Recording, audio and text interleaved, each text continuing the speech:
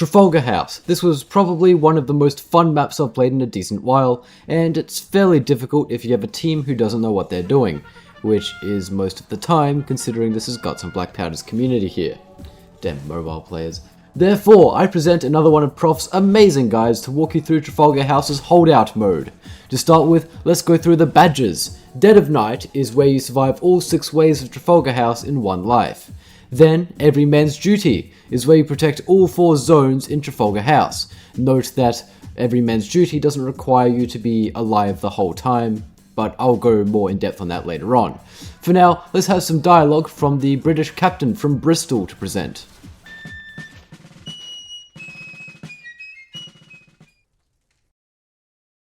Good morning. Bristol. We're here to relieve most of the troops in the area.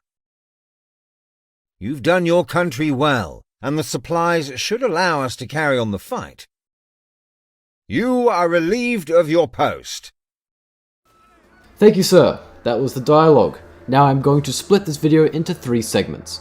Firstly, map prep, so what classes and weapons are good, that kind of stuff. Then we'll move on to the 4 different sections that you have to defend, and the best ways to defend them, and finally we'll move on to the map structure, good spots to retreat to, and how the waves work.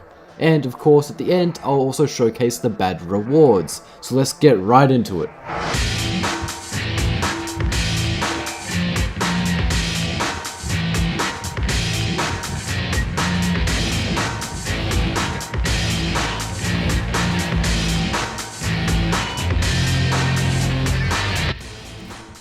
Okay, so to start off with, the rough class balance you want. I know I've always said you want an absolute maximum of 3 sappers in your team, but Trafalgar House is the single exception to that rule as of making this video. I'll suggest 3 to 5 sappers on your team as a baseline. Not so much to build as many buildings, because obviously, you know, your build limit and that sort of stuff, right? But it's to keep the defensive structures repaired, because, bloody hell, those zombies, they come in quick. It isn't really about how many buildings you place, it's about where you place them. Isn't that right, Mr. Colton Park? Thank you, Prof. Now, this may seem like common sense, but just remember that the IQ of the average Guts and Blackpowder player is lower than the amount of girls Prof gets. Somehow. Anyways, if you're playing as a sapper in this map, only place your buildings where the zombies are spawning. There's just no point building them in a room where the zombies aren't going to normally come in from. You're just wasting the build limit. Don't be stupid, place buildings where they actually matter. I will obviously get into where you need to place the barricades later on, but for now just note that the placement is important. There are also those window and doorway defenses you can repair as a sapper, which can be rather handy against larger hordes of zombies. Otherwise you'll need a surgeon and chaplain, obviously, and a nice mix of the other classes. For officer, this is probably one of the only maps I'd also suggest using the spontoon over the charge.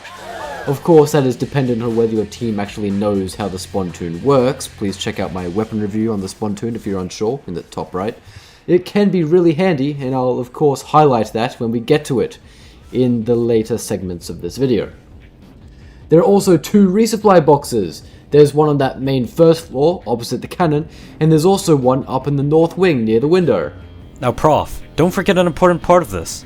Tristan Hoof! The supply boxes have a cooldown of 2 minutes each before you can use them again, so you have to wait for that each time you resupply. Thank you, Tristan Hoof. That's about it for map preparations. We shall move on to part 2.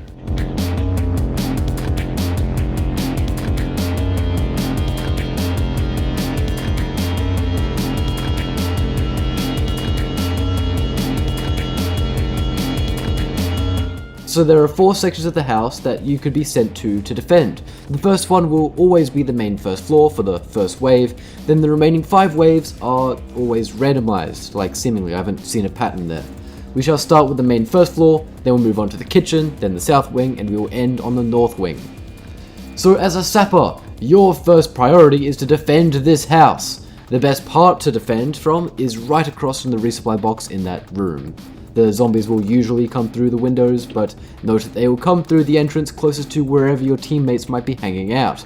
The first priority would be to board up all available entrances, which are highlighted in a fun orangey yellow for sappers with their hammers out. Then you can gauge where the zombies are coming through from where your teammates are hanging out, and barricade by it. The most common area I've seen that needs the ramparts is in that room I just mentioned, but your teammates can be hanging out in that room next to the piano and stuff like that. Sure, G&B players aren't the smartest, but as a sapper you have to try and remedy their stupidity. Those window areas are also great for officers with the spontoon. Enabling a holdfast allows players with big pointy sticks to engage in killing zombies before they even get in. Usually bombers aren't much of a problem, as much as you point your pointy stick out through the window, but just exercise caution for bombers anyway. You know what bombers are like, they're a nuisance. As for the kitchen, zombies for the most part come through that one window from the outside. They can also come from the side entrances, and I've seen a few stragglers come from behind, but for the most part focus your defenses on that window. As a sapper, barricades and caltrops are your best friend in this part, but of course that's all dependent on how competent your brainless teammates are. As a brainless teammate, you want to focus on killing those zombies. Again, the spontoon is great here on this little step up sort of section. If you have a bunch of mates with big pointy sticks, then here is the best place to poke the zombies' feet with. It is pretty useful to have a drummer in this map as well, since it's mostly indoors, right? Melees are going to be your best option to deal with the zombies, and therefore the drummer's buff is perfect. I'll link my drum review in the pinned comment if you're curious on that one, by the way. Now right above the kitchen is the south wing. In my opinion, this is probably the most annoying part to defend from, especially when igniters want to get involved. For this part, similar to the kitchen, I've found barricades and caltrops very useful, as well as stakes and barricading the windows. Primarily, they come through this big window in the dining room, and I'd suggest focusing defenses in this main room. If zombies come through the sides, just send teammates to deal with it. I've lost this room more than any other room, and it's thanks to players just not locking in and focusing. Like, get it through your heads, ladies and gentlemen. The zombies only come through the sides if you're on those sides. If everyone sticks to the main room, then the zombies only come through the main room. It's not that deep, guys. It is not that deep. The white sides of the window, like the paneling there, don't have collision for the zombies as well, so they can just wander on through, but bombers don't deal their damage through them, so use that to your advantage. Again, for the third time, the spontoon is pretty useful. Not as useful here, but it can still be useful, and you've either got to lock in and stick on the walls next to that window, or if you're kind of bad at the game, then step back. It really depends on what loadouts your team has, but please be extra careful in this room. It is particularly easy to lose. Forward march to the north room! Now for this room, there's two sort of main areas the zombies come through, at least in my experience. There's the main window, which is in this room, so like they sort of climb up. From experience, it is notoriously great at killing players with surprise bombers, so if you're camping at that window, be prepared and be on the lookout for suspiciously glowing enemies. And of course the other part is a little less difficult. For sappers, the second area is easily defended with barricades and caltrops. The first one isn't so easily defensible from buildings alone, and you'll definitely want your team's aid in keeping that room secured from the undead masses.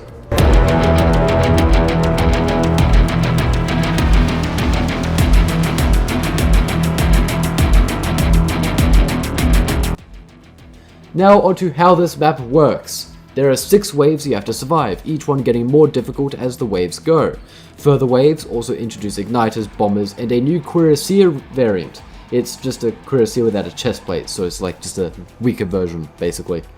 The first wave always starts on the main first floor, then it is randomized on which room proceeds. So once the wave starts to finish, you have to be ready to pack up and move on to the next part. Like, once you see the zombies sort of like they stop coming, that's when you sort of want to pack up, get ready to go.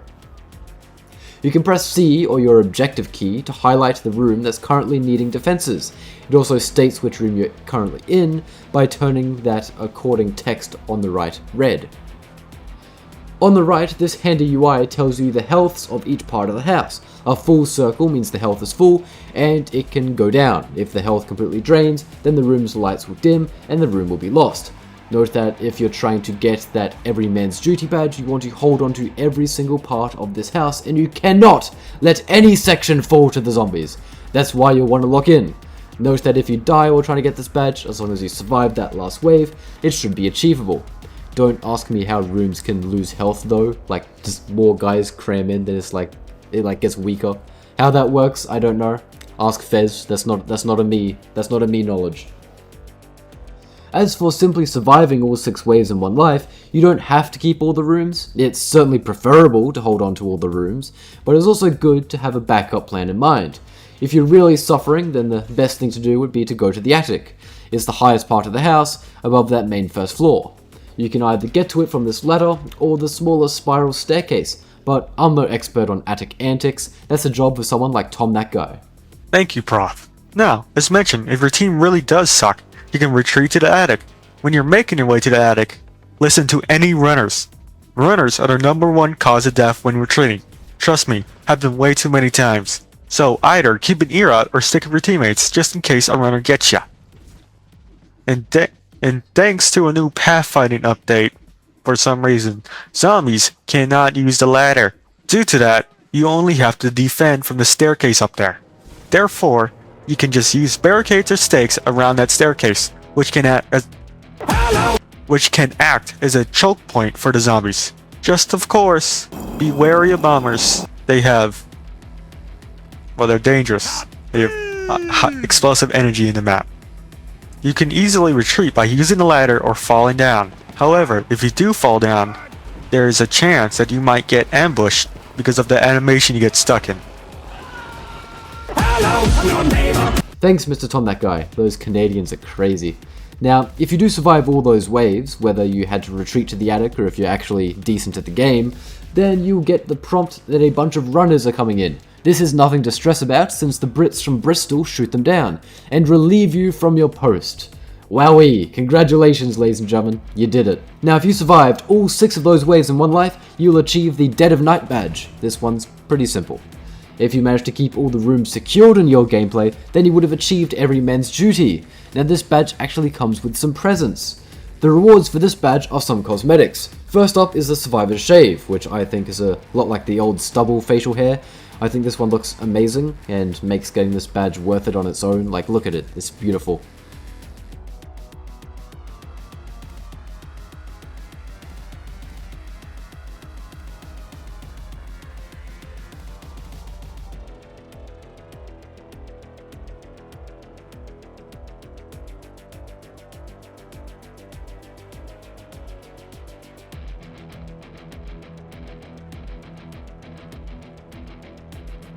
And the second cosmetic reward is the Whiltshare Gentleman. This hair looks pretty decent. Honestly, it's great for people who can't afford cosmetic packs. I mean, it looks pretty sharp regardless. Like, look at it, it's beautiful.